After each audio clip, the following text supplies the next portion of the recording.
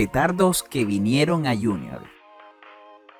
Cristian Mauricio Caro jugó en Junior entre el año 2004 y 2005, llegó procedente del Fénix de Uruguay, fue un portero que nunca brindó seguridad en el arco, le hacían unos goles increíbles y por eso hoy está en este top. Wilson el Pájaro Carpintero también llegó a Junior entre el año 2004 y 2005 como un fichaje estrella, donde no logró rendir lo que se esperaba. En total jugó 20 partidos y marcó 5 goles, un promedio muy pésimo para un delantero de este calibre. Rodrigo Teixeira, brasilero, llegó en 2005 como refuerzo para la Copa Libertadores, donde solo marcó 4 goles en 13 partidos y la gente lo recuerda como un brasilero petardo. Gabriel Fernández, el argentino, llegó como el refuerzo más importante de la temporada debido a lo que hizo en Millonarios en campañas anteriores, pero terminó siendo una decepción. Jugó poco y se fue por la puerta de atrás. Nelson Tapias, el arquero mundialista, llegó en el segundo semestre del 2005. Ya en el final de su carrera, duró un semestre en el equipo y su rendimiento no fue el esperado. Gabriel Alves es uno de los delanteros que vino en una de las peores épocas del Junior. Llegó con chapa de goleador y sin embargo no logró rendir lo que se esperaba, a tal punto que terminó resistido por la hinchada y terminó marchándose al Real Cartagena. En total jugó 12 partidos con 2 goles anotados. Luis Iriarte llegó como una apuesta debido a su gran rendimiento en el Real Cartagena, pero su rendimiento y su talento no fue de lo mejor que llegó al equipo tiburón. Jorge el Pelícano Vanguero, aunque jugó 20 partidos en Junior, su rendimiento nunca fue el que tuvo en el América de Cali. Leonardo el Tiburón Minapolo, sin duda es de los peores delanteros que vistió la camiseta rojiblanca. Su saldo es un gol en 6 partidos jugados. Edward Jiménez llegó a Junior como figura y estrella de ese certamen, donde su historial goleador con el Bucaramanga era impresionante. Sin embargo, no rindió lo que se esperaba y su saldo fue un gol en 12 partidos. Sin duda, una completa decepción. Hernando el Cocho Patiño es otro de esos futbolistas que fueron decepción, donde nunca rindió lo que se esperaba. Hilario Cuenú, a pesar de haber jugado muchos partidos en la saga tiburona, su rendimiento nunca fue el más destacado, tanto así que en esa época alternaba con diferentes defensores. Miguel el Chino Jiménez es otro de los peores delanteros que ha vestido la camiseta rojiblanca. Pasó por la institución sin dejar una huella goleadora. Adrián Berbia, el charrúa, quien llegó procedente del América de Cali como figura y campeón, jugó 37 partidos, pero su rendimiento fue pésimo en la institución, a tal punto que el técnico Umaña no lo volvió a meter, argumentando que la situación era insostenible al ser responsable de la eliminación del club en el repechaje de la Copa Libertadores. En su lugar entró el Peto Rodríguez. Paulo César Arango, o Ron Arango como le decían, llegó como un gran refuerzo debido a su gran nivel en el América de Cali, con el cual fue campeón. Se esperaba mucho de este jugador, pero los reiterados actos de indisciplina no lo dejaron rendir. Posteriormente pasó al América de Cali. Anselmo de Almeida, a pesar de haber jugado 59 partidos y marcado 5 goles, más un título en la institución, el defensor brasilero muchas veces fue resistido por la hinchada debido a las fallas y goles recibidos por la defensa, muchas veces por su complicidad. Jonathan Álvarez, el talentoso volante 10 antioqueño, no logró llenar el vacío que dejaba el ídolo Giovanni Hernández, y su paso fue efímero en la institución. Diego Álvarez, el delantero antioqueño, quien llegaba con chapa de goleador, le tocaba nada más y nada menos que reemplazar a otro ídolo de la institución, como lo era Carlos Vaca. Su rendimiento fue paupérrimo, solo pudo anotar 4 goles y también tuvo un paso efímero. Juan Gilberto el Pichú Núñez fue otro de esos futbolistas que tuvieron varias oportunidades en la institución. Sin embargo, nunca se consolidó en el equipo, a tal punto que fue resistido por la hinchada y en momentos era objeto de burla cada vez que se hablaba de él por lo malo que era. Michael Balanta, más que un refuerzo, fue una apuesta a futuro. Sin embargo, el extremo o delantero nunca rindió en la institución a pesar de haber durado varios semestres y en muchas ocasiones fue resistido u objeto de burla. Wilmer Parra Cadena fue otro de esos delanteros que llegó con chapa de goleador al equipo. Sin embargo, su nivel estuvo lejos del mostrado en otros equipos y su paso en Junior es poco recordado. Luis Páez, El Vallenato llegó a Junior con grandes expectativas, debido a su gran campaña en el fútbol de la B, marcando una cantidad de goles, lo que daba esperanza a la hinchada rojiblanca ante la posible salida del goleador e ídolo Carlos Vaca. Su nivel nunca fue bueno, resistido por los aficionados, a tal punto de abandonar la institución, dejando un saldo de 17 goles en 59 partidos. Leonardo López es otro de esos petardos que llegó a Junior. Se la pasó todo el semestre lesionado y jugó un solo partido en la fase de cuadrangulares ante Millonarios. Mahler Tresor Moreno llegó al club en el final de su carrera y su nivel nunca fue el mostrado en sus mejores momentos.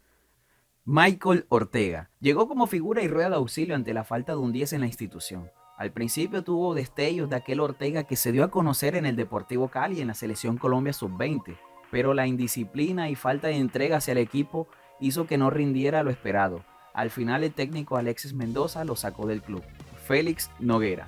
El Samario llegó al club ante la sequía de laterales izquierdos como un gran refuerzo para el equipo. Duró varios años en el club, jugó poco, su nivel debido a la cantidad de lesiones fue bajo para un jugador que vino con grandes expectativas. Al final salió y terminó demandando al club. Luis López, el animal del gol. El argentino vino a Junior procedente de Temperley, donde era figura y goleador. Sin embargo, nunca rindió y es recordado por su apodo y por entrar en un partido donde estaban los 4 extranjeros en cancha, lo que hizo que Junior quedara descalificado de la llave ante el Deportivo Independiente Medellín. Samir Baloyes. El delantero chocuano jugó un semestre en el equipo, donde participó de 8 encuentros y nunca estuvo a la altura de la institución.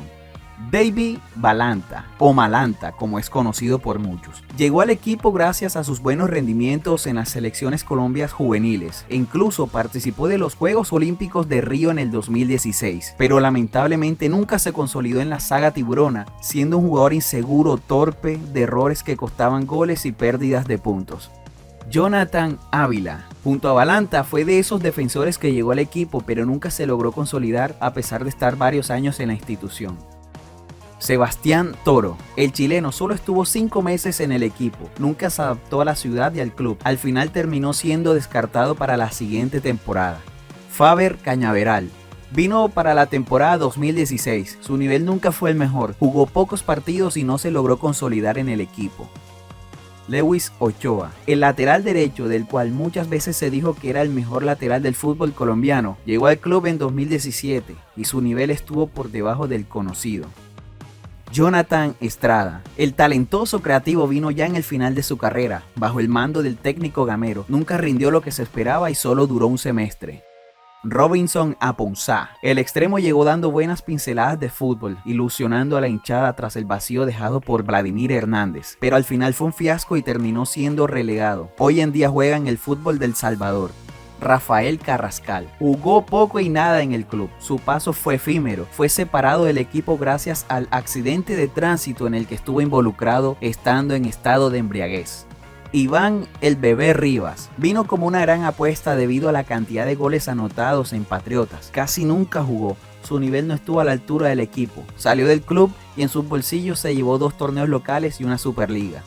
Eder Castañeda. Vino a préstamo procedente del América de Cali. Se la pasó todo el tiempo lesionado. No disputó ni un encuentro con el equipo. Salió del club y se llevó el título conseguido en el 2018. Daniel Moreno. El extremo fue ascendido desde el Barranquilla Fútbol Club. Tuvo al principio buenos partidos, mostrando chispazos de gran nivel, pero con el pasar del tiempo su nivel fue de mal en peor, siendo resistido por la hinchada. Al final el club lo dejó libre. Jason Angulo. El lateral izquierdo vino como gran refuerzo, jugó pocos partidos, su nivel no fue el mejor y la gran parte del tiempo se la pasó lesionado. Eder Farías. El delantero, quien venía procedente del Atlético Venezuela con una gran cantidad de goles, llegó como refuerzo para el segundo semestre del 2019. No logró anotar ni un gol con el Tiburón y su rendimiento estuvo lejos del mostrado cuando hizo parte del Once Caldas. Cristian Higuita. Llegó al club procedente de la MLS, mostrando un gran nivel. Al principio se pensó que era el reemplazante de Víctor Cantillo, pero su nivel mostrado en Junior no lo alcanzó. Johandri Orozco, el colombo venezolano, venía como un gran refuerzo, gracias a lo mostrado en el Tolima, pero en el club no rindió lo que se esperaba. Vino con sobrepeso y al final fue cedido al Santa Fe para que terminara de cumplir su contrato. José Muñoz. El creativo vallenato es de esos jugadores que nadie recuerda que pasaron por Junior. Jugó casi nunca y no estuvo a la altura del club. Cristian Martínez Borja, el genérico. El delantero chocuano vino a reemplazar a Miguel Ángel Borja. Jugó un semestre en Junior, tuvo muchas oportunidades, solo pudo anotar 3 goles. Jonathan el Loco Alves. El delantero uruguayo llegó como la gran contratación y figura para la Copa Libertadores 2018, debido a la cantidad de goles anotados en el Barcelona de Ecuador. Sin embargo, en el club rojiblanco nunca se adaptó, solo logró convertir 2 goles en 22 partidos y es recordado por los $3 millones que el club pagó por él. Matías Fernández. El talentoso chileno es de las contrataciones más importantes hechas por algún equipo colombiano en los últimos 10 años. No llenó las expectativas que se tenían hacia él. Tuvo muchas lesiones, jugó poco, su nivel fue irreconocible a tal punto que la directiva decidió que no lo metan más a jugar por miedo a que se fuera a lesionar y así evitar la renovación del contrato.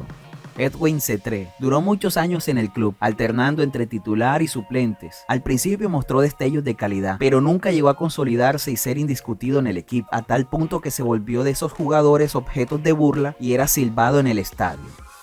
Alberto el Mudo Rodríguez, sin duda es de esos jugadores petardos que vinieron a la institución, donde jugó poco, mostrando poco y nada, argumentando dolores y lesiones inexistentes. Su risa mentirosa lo dice todo. Al final se fue con la selección del Perú a jugar el Mundial de Rusia 2018, donde jugó 2 de los 3 partidos de la selección en dicha competencia. Wilson el Paquetaco Núñez, llegó procedente del Deportivo Español de Argentina, jugó un año, marcó 9 goles con la camiseta rojiblanca, hizo dupla con Iván Valenciano. Es recordado por el apodo que le puso el periodista Marino Millán, también por agarrarse a trompadas con un seguidor quien le gritó paquetaco a las afueras del estadio Romelio Martínez. Posteriormente fue cedido al Deportivo Español.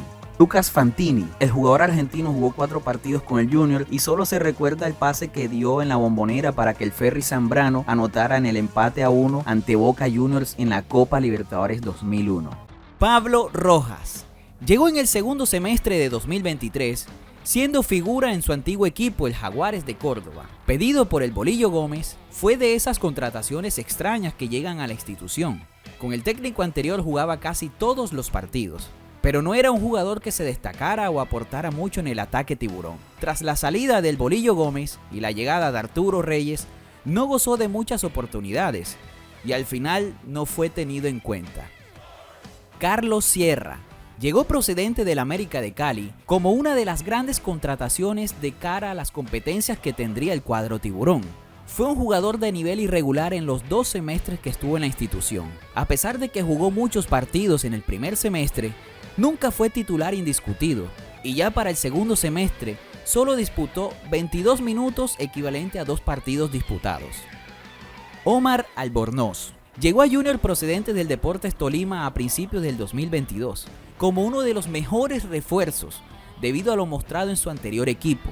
Al principio, y como dice el dicho, escoba nueva barre bien, fue un jugador que mostró destellos de lo antes visto en el cuadro motilón. Pero a medida que fue pasando el tiempo, fue un jugador de un nivel irregular, donde se decía que andaba de fiesta en fiesta hasta que un reconocido periodista de la ciudad sacó a la luz unos videos donde se le ve en una fiesta en días de la semana. En ese entonces se formó un escándalo debido a que no jugaba bien y el Junior en ese momento se encontraba en el fondo de la tabla. A raíz de eso, el jugador fue teniendo pocas oportunidades y al final no era convocado para los partidos finales. En la actualidad se encuentra en el plantel con contrato vigente. José Ortiz llegó para el segundo semestre de 2022, procedente de Santa Fe bajo el mandato del técnico Juan Cruz Real.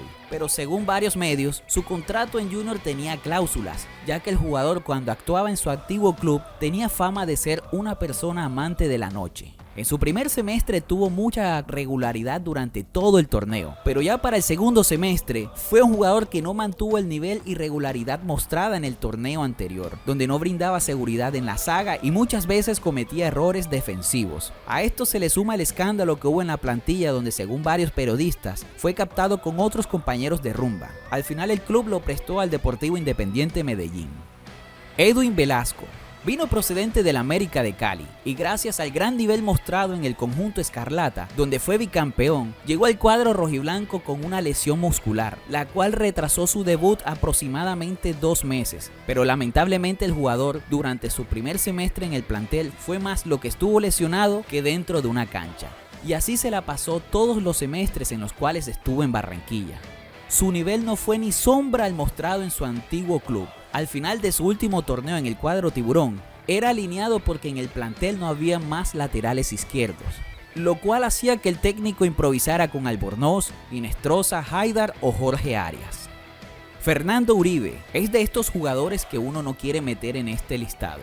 Fue un delantero que muchas veces sonó para venir a reforzar al cuadro rojiblanco, pero nunca se daba debido a diferentes factores. En 2022 llegó para reforzar la nómina rojiblanca, pero tenía la difícil tarea de compartir plantel con Miguel Ángel Borja, y como este último era titular, gozó de pocas oportunidades, pasaba de lesión en lesión y debido a esto su nivel fue irregular, lo que produjo que el club no lo siga teniendo en el plantel. En total jugó 20 partidos y marcó 5 goles. En la actualidad se retiró del fútbol profesional. Brian León llegó como figura, campeón y uno de los mejores jugadores que tuvo el Pereira en su campaña de cara al título. Pero en Junior, pese a jugar casi todos los partidos, no logró anotar ni un gol. Su nivel y rendimiento estuvo por debajo del mostrado en su antiguo club. Al final terminó marchándose al Medellín y en los partidos de la final contra Junior jugó 2 partidos intensos, como queriendo demostrar que fue un error su salida del cuadro rojiblanco.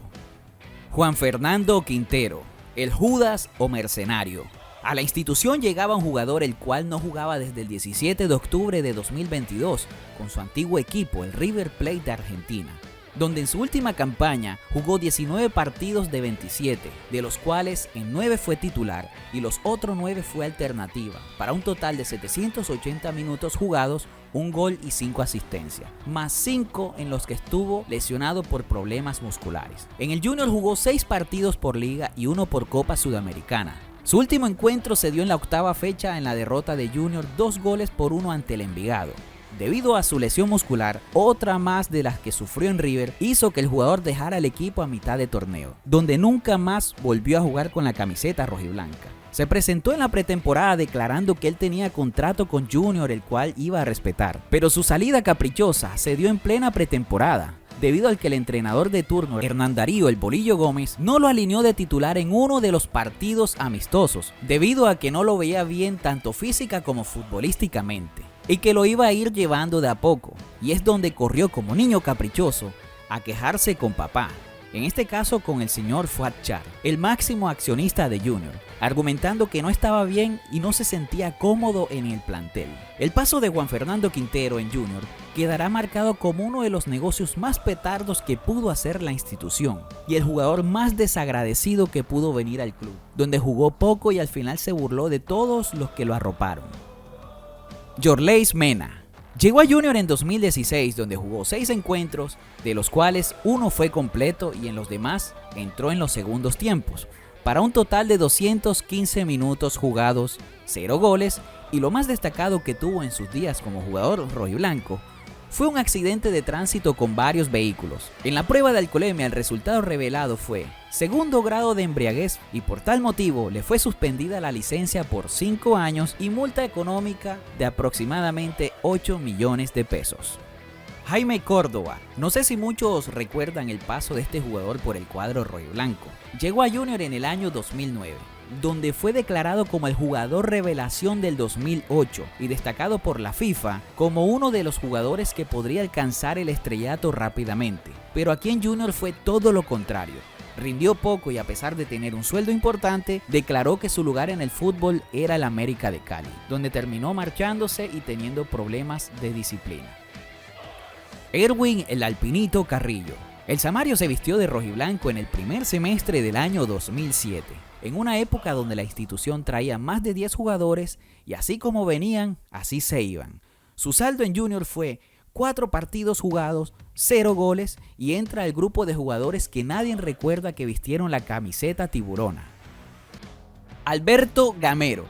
Llegó a Junior en el primer semestre de 2017 para afrontar los diferentes torneos que se jugaba el equipo, pero su reto más importante era la fase previa o repechaje de la Copa Libertadores. Armar un buen equipo el cual jugara bien al fútbol, compitiera en la Copa y torneo local. Pero desde el inicio no hizo las cosas bien. Trajo 9 jugadores, de los cuales 2 estaban para el retiro del fútbol profesional y a los demás le pesó la camiseta, salvo Leonardo Pico, quien fue el único que triunfó en la institución.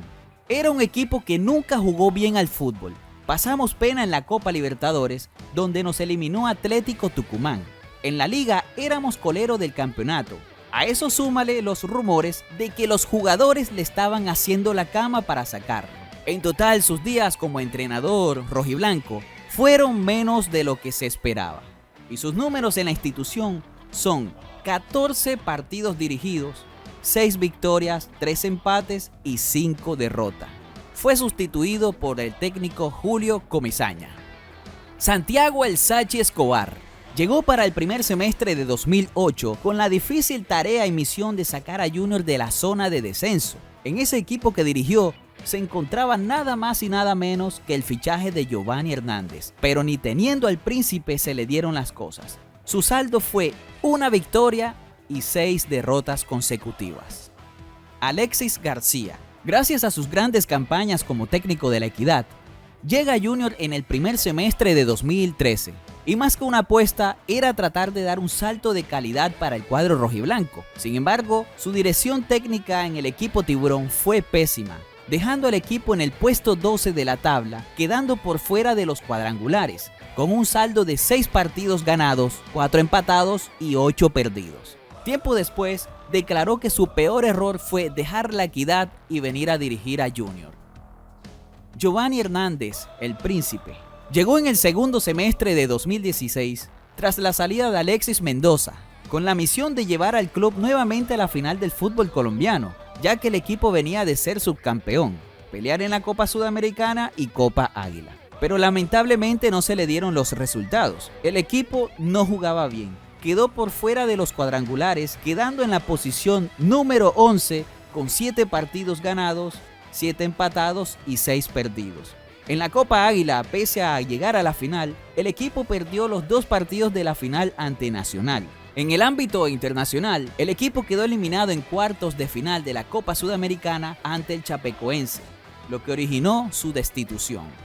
Luis Grau llegó para el segundo semestre de 2007 y junto a él como asistente técnico, Carlos El Pibe Valderrama, con la tarea de clasificar al cuadro rojiblanco a cuadrangulares, ya que el equipo tenía 3 semestres sin lograr la clasificación y cada vez metiéndose en zona de descenso, pero tampoco pudieron lograr el objetivo, pese a que el equipo logró 5 triunfos seguidos de local, pero de visitante le iba pésimo. Al final de la temporada, el equipo terminó en el puesto número 13 con 18 puntos y sus números fueron 5 partidos ganados, 3 empatados y 10 perdidos.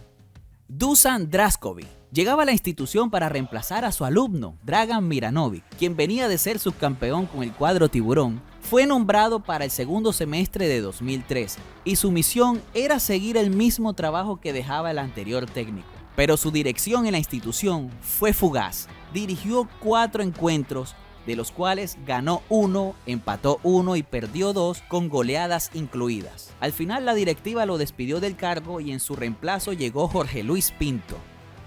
Luis Amaranto Perea llegó como asistente técnico de Julio Comesaña en el 2020 y tras la salida del uruguayo fue nombrado como técnico en propiedad gracias a la recomendación de Julio. En su estadía como técnico tiburón, el equipo fue irregular, no se le veía buen fútbol y a pesar de durar 11 meses en el cargo, dirigir 67 partidos, tiene el antirrécord de 7 eliminaciones consecutivas en todos los certámenes que dirigió al cuadro rojiblanco.